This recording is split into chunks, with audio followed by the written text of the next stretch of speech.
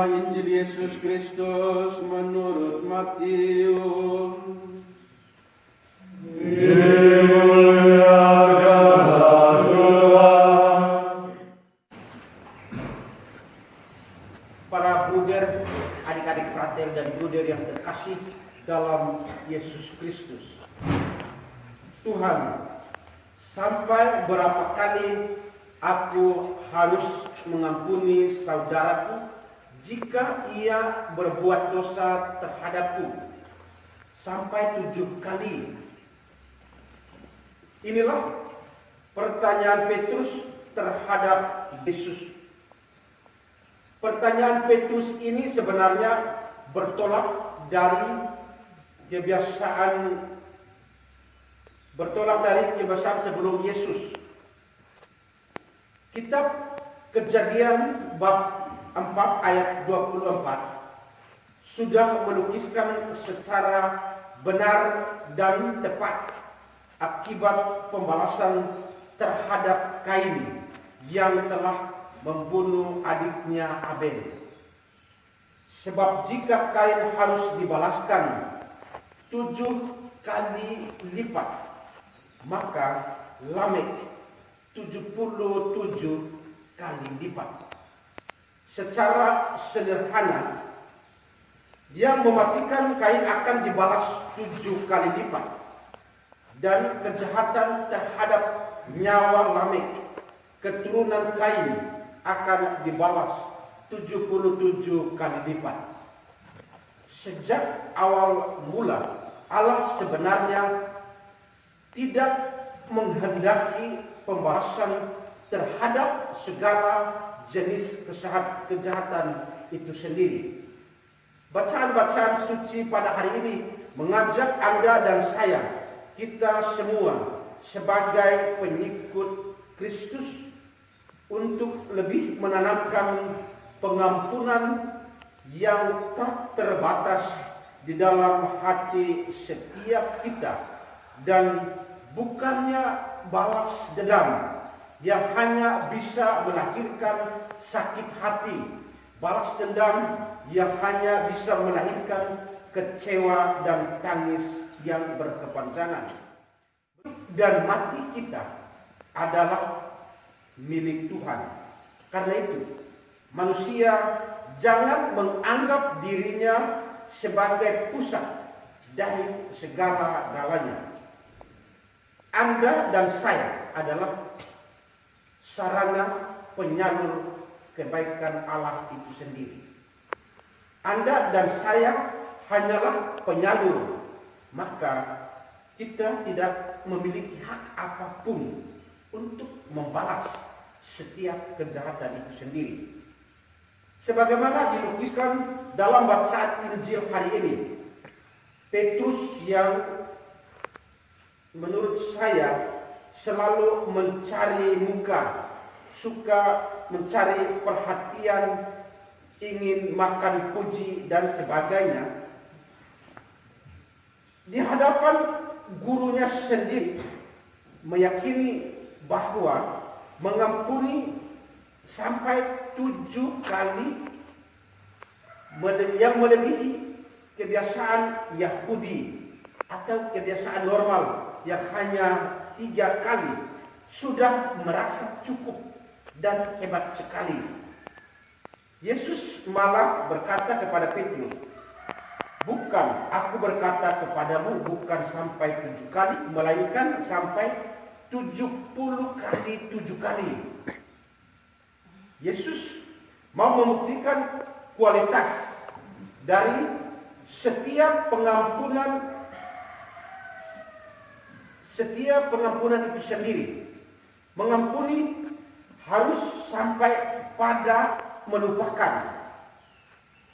Kalau orang yang mengampuni dan masih mengingat, "Saya ampuni kau, tapi kau tunggu," itu berarti masih ada syarat. Para bruder sama saudaraku yang terkasih dalam Yesus Kristus, pengampunan macam manakah yang saya miliki dalam kebersamaan saya sebagai seorang novis Serikat Sabda Allah.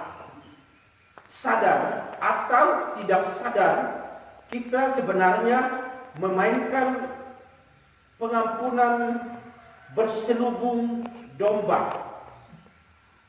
Lain di bibir, lain di hati. Mengampuni sebatas bibir hanya akan mendatangkan stres yang akhirnya kita bisa jantungan atau orang tua bisa dapat stroke yang pada akhirnya bisa disebut almarhum.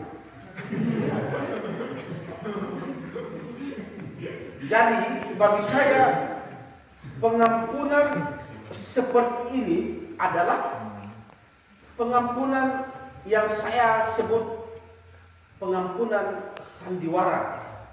Kita lebih cocok bermain sandiwara ketimbang tiap hari datang duduk meditasi di sini, duduk doa di sini, bisa berjam-jam di kapela sampai ada yang angguk-angguk di hadapan Tuhan Allah juga.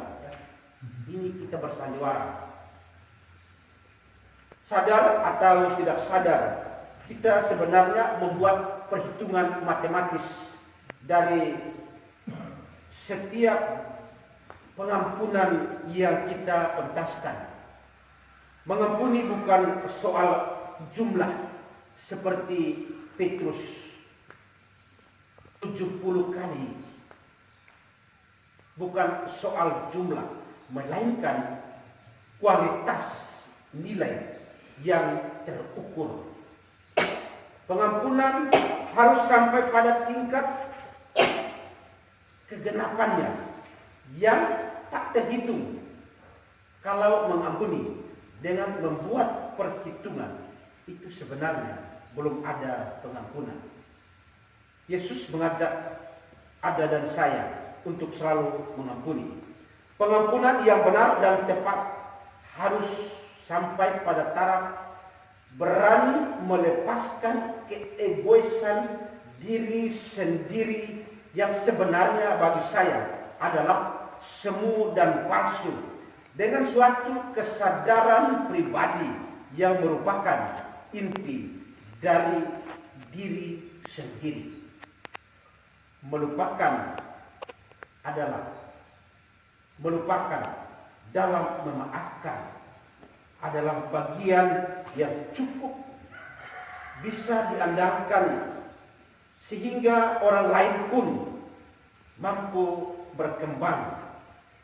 Persoalan memaafkan dan rasa benci, marah, kecewa, emosi dan lain sebagainya selalu terkait dengan kepentingan yang berhubungan dengan aspek kehidupan setiap orang. Kadang-kadang juga kalau orang lagi emosi atau lagi marah, jangan bilang sudah lain. Kadang-kadang orang yang lagi emosi jangan datang bilang, teman sudahlah, itu bisa kena pukul. Ya. Jadi dia lagi panas-panas, kita datang maksud baik ya. Teman sudah ya, cukup sudah. Hanya itu saja, dia kena pukul. Karena dia pikir dari itu. Santo Agustinus pernah berkata seperti ini. Forgiveness is the remission of sins. For it is by this that what has been lost and was found is saved from being lost again.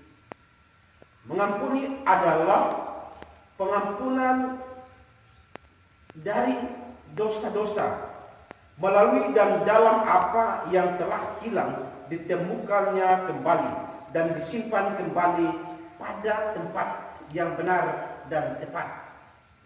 Atau menurut Martin Luther King,